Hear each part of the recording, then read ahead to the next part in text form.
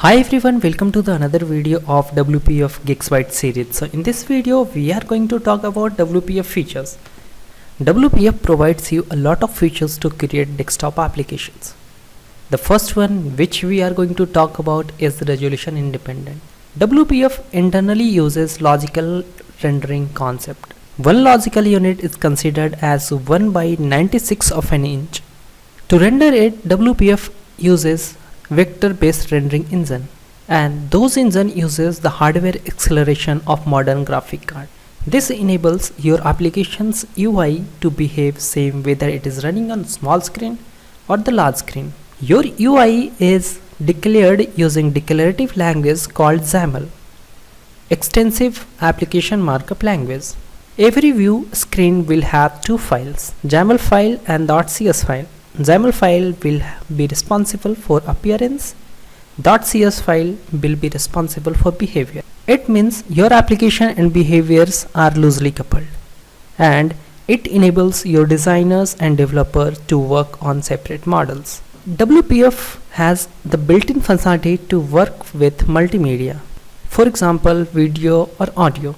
I have created a sample demo project how to work with multimedia. I will provide you the link in my description.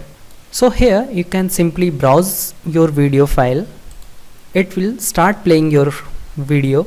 You can control your volume. You can mute it. You can pause the video. There is also a menu for text to audio. So if I'll say my name is Ravi and click on speak, My name is Ravi. it will perform this activity. The next one is scanning support. Nowadays you have seen this, every application has dark mode or normal mode as themes. In WPF there is a concept called resource dictionary which enables you to apply themes at runtime using your dynamic resource allocation. XPS documents are those documents which are print ready. In WPF, you can work with either fixed documents or flow documents. XPS documents come under fixed documents. 3D programming. In our class hierarchy or WPF architect video, we have seen that WPF enables us to work with 3D graphics. Highly composable. XAML is very powerful.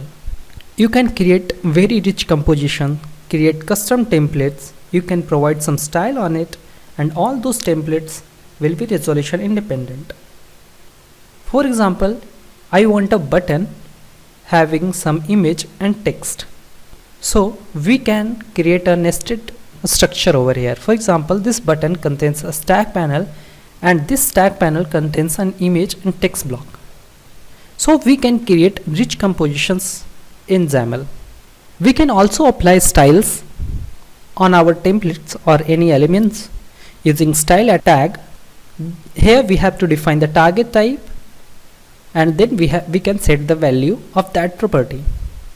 XAML provides various powerful concepts. For example, attach property, dependency property, value binding, template binding, static resource concept, dynamic resource concept, and it has also the built-in types, for example static, null or strings.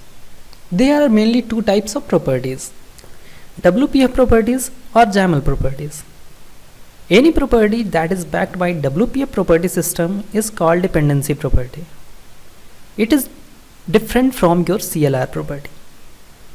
Dependency property is stored in the dispatcher object as a dictionary. Attached properties are dependency properties only, but they are without any wrappers. So the main question is when to use attached property and when to use dependency properties. The purpose of the attached property is to allow your different child elements to specify unique value for a property that is actually defined in the parent element. And the idea of dependency property is to compute the value of the property based on the value of external inputs. So in simpler term, we can put it something like this. When you want to specify unique value to the child based on the parent's value, then use attach property, and when you want to compute the property value based on some external inputs value, then you have to use dependency property. External inputs may be data binding concepts or triggers or event binding. For example, here the parent element is doc panel and it has two child, text box and text block. In the text box we can access the property docPanel.doc. Here we are assigning its value as top. Here also we are assigning its value as top. We can provide also the unique value to it, like left, right, bottom, or whatever we want. So we are providing the child's value based on parent's L tag. We can also create our custom dependency properties. To generate a code snippet for like this one, use propdp command. Then it will create a sample dependency property. Dependency property provides you self-contained validation. You can provide the default value, callback, and monitor changes to others property. If the value of the property changes, you can monitor it. For example, here I have created a property called custom text. Then we have to register that custom text, which type of it is, for which element you are going to bind this property. To provide the default value, put the value in the property metadata. To monitor the changes, uses the property changed callback method. So whenever property will be changed, on text change will be triggered. Here you can define this method. You can also check self validation using validate value callback, and to bind it you can simply use simple binding, which we will learn more in our lab sessions. Next concept is tree structure.